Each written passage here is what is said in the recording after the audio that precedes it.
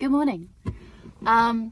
So I'm gonna, like my last video, I'm gonna be talking a little bit more about the law of one, and I want to bring in human design and kind of talk about the two side by side. So human design is the science of differentiation. So the science or the mechanics of us each unique individuals as filters of consciousness, and how we uniquely filter that consciousness, and how we express consciousness in this realm or state of being. And the law of one is talking about that that resonance of that I am you, you are me. There is no separation between the material or us as unique entities, or that beyond this plane and this realm. It's that that interconnectedness. If you don't know what I'm talking about, like, watch the previous video, which speaks a little bit more of the law of one. We're just there is no separation. And so I don't know whether that feels confusing to anyone else, because it doesn't actually feel confusing to me. It makes perfect sense still, because the idea of us all understanding what our mechanics are, what our unique energetic blueprint is, and the reason why it's so valuable to go deeper into that understanding of what we are, and also particularly of value to know what we are not. So to see that map of ourselves and where we get noise and distortions and distractions and sort of things that fill us up that we are not, trying to measure up to everybody else, trying to like meet a certain bar or act a certain way that is like other people, that's not really like right for us, because society has like made these tracks that we're supposed to follow. Okay, so just before I get too far off,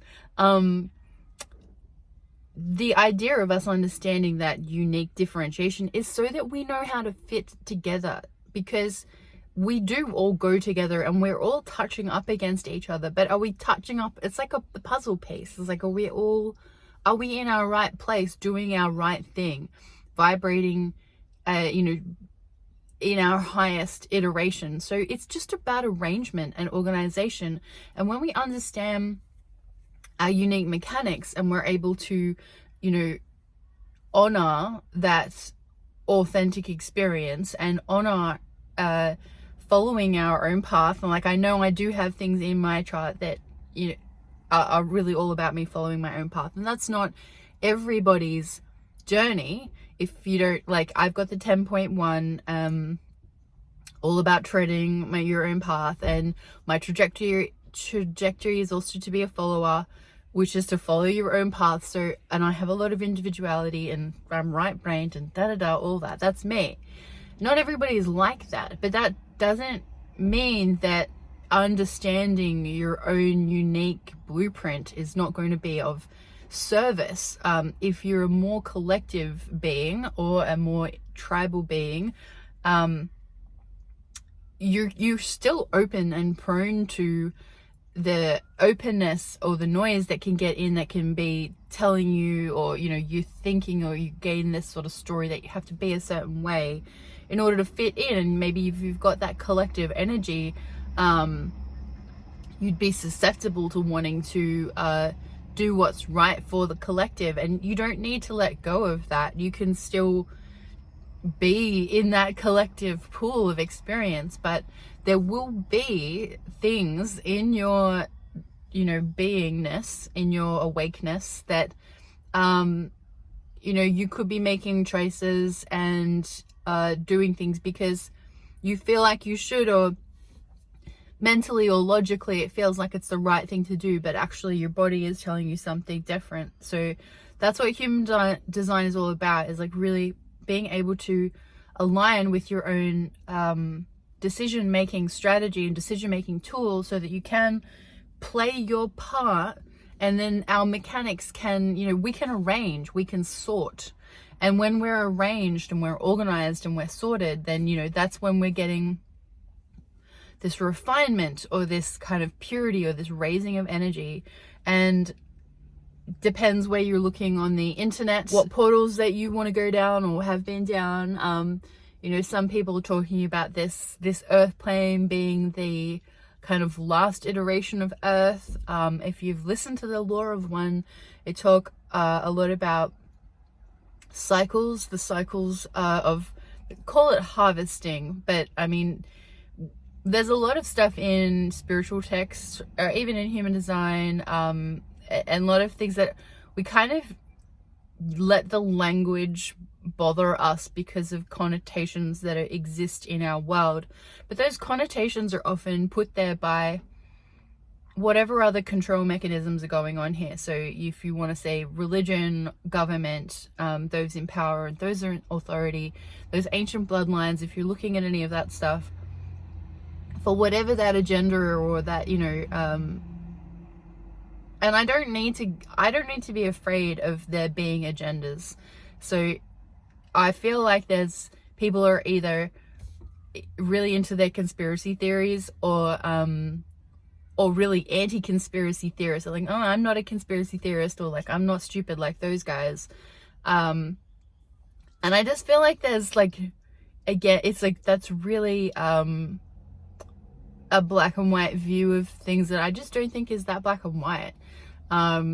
I think it's impossible to be that in black and white. I think there are many, many gradations between those polarities. What am I saying?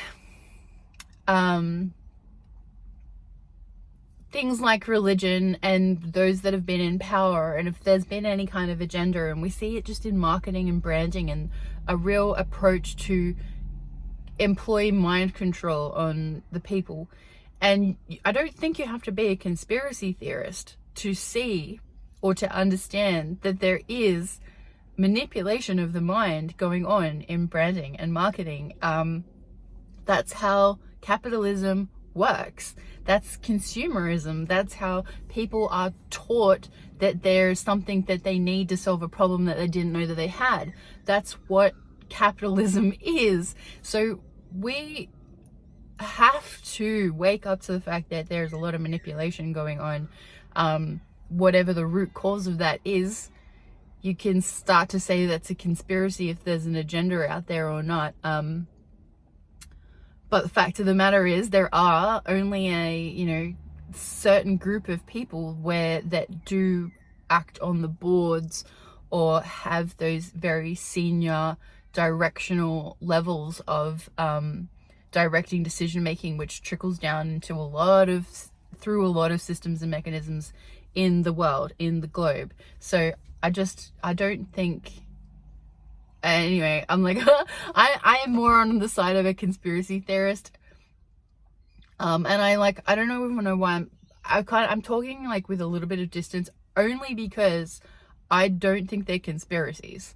So like, I'm only using that term in case someone's in here with a bit of like, I don't fall in for that stuff. But I don't think it's falling in. I think it's more like falling into the to the manipulation cycle, to not be aware that there are definitely systems in play. That doesn't mean they have like micro control on everything that everybody does. There can still be like plenty of decision making that occurs and influence that occurs like at a more localized level. It doesn't all have to be insidious either, but yeah, it would be ignorant to think that there weren't some insidiousnesses in there. And I appreciate that this ramble has actually brought me back around to like the science of differentiation with human design, because and with the law of one, it's not all like, because it's not all love and light. Like, it is all love and light, but what we need to understand is that there are shadows, and there are darker aspects. And I use the term darker for just an understandable term, but these are just polarities rather, and the polarities exist. And the sooner we recognize that existence contains these polarities, to honor them, to love them, to express them, and to put them in their right place so that the mechanics work, and then our system of oneness can be achieved. It can flower, we can progress. This humanity gets to, the vibration gets to raise, you know. I think I was saying a minute ago, I was talking about, like, there are some theories about this earth plane, like, being the last earth plane. That's right, I was talking about the word harvesting, and I was like, people are gonna hate the word harvesting if you haven't heard that before. But really what it's about is, you know, the soul's mission and the soul's journey on the plane, on this plane of existence. And in these, I think they're like 26,000 year cycles or something, there's like an opportunity where, like, wherever we're at, we kind of get to move on to the next level, or to whatever level we're at, we kind of get disseminated to, like, if it's the next density, like, so they say we're on the third density or in Earth, and the third density is migrating, the soul migrates to the fourth density, which is the heart density. So, you know, our mission here on this plane is to return to the heart and be in resonance with the heart. But in saying that, like, that doesn't omit or repress or suppress the fact that we have shadows. Like, those shadows exist within us, and that is, you know, I think I talked about it in yesterday's video that I recorded, you know, that understanding that whatever external evils we consider to be external or have judgment over, we really need to take ownership of and responsibility as individuals. And I'm not gonna get wound into yesterday's conversation, because I'm gonna launch that video, so I hopefully you've watched it, or you can go watch it, because I just talk about, that taking responsibility for the external things that are going on, and taking ownership of that within that law of one. Not to say that we need to, like, put ourselves in dangerous situations, but go see the nuance in the other video. Okay, so basically I'm talking about organization through the science of differentiation, understanding your unique mechanics, understanding how to clean up and how to you know, not get tied into, wound into, distracted by whatever openness is in your own mechanics. And I don't know if I want to call this video "You Think You Know, But You Have No Idea." Like, I always liked that. I think I might have heard, like, someone say that at some point. You think you know, but you have no idea. And that's, I don't think that's, like, entirely true, but I think in all humbleness, we are good to recognize that alongside all of this other wisdom that we are kind of plucking, grasping, channeling, bringing through in this leveling up, if we call it up. The only way is up. I'm probably gonna sing that, like, every time I do a video. All right, what more to say? I think I'm done with the explaining the harvesting. Just don't be alarmed by that word. That's all I'm saying. It doesn't need to be as scary as it might seem, or careless or callous. It's not like that, so don't be concerned with that.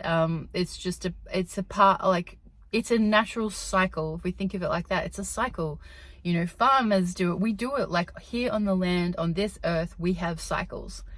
And when, you know, we plant a seed, the seed grows, we have crops, it's fertile. When it's fertile, it's harvested, and then the seed goes back, and then we get you know, we consume the abundance, or we get to celebrate the abundance, and then, you know, we get to regenerate, and we get to reseed, and we get to regrow.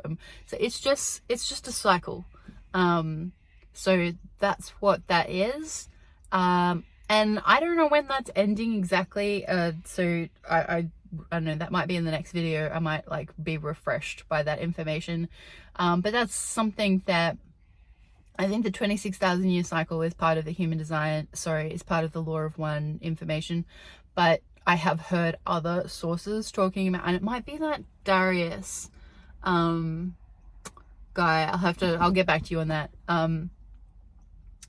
But yeah, get into your mechanics, understand your mechanics. Like, that's pretty much it, so that we can work as a unified team, be organized, and yeah, it's, you know, we're kind of cleaning up house, I suppose you could say, so that we can each be our full selves, and recognize the beauty of and the wisdom and what is available to us when we are our fullest, truest self, and we don't leave anything at the door.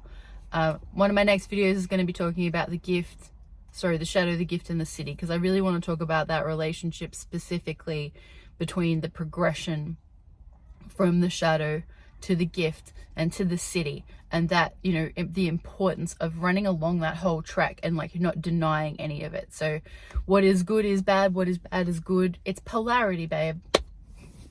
Have a beautiful day. Talk to you soon. I don't know.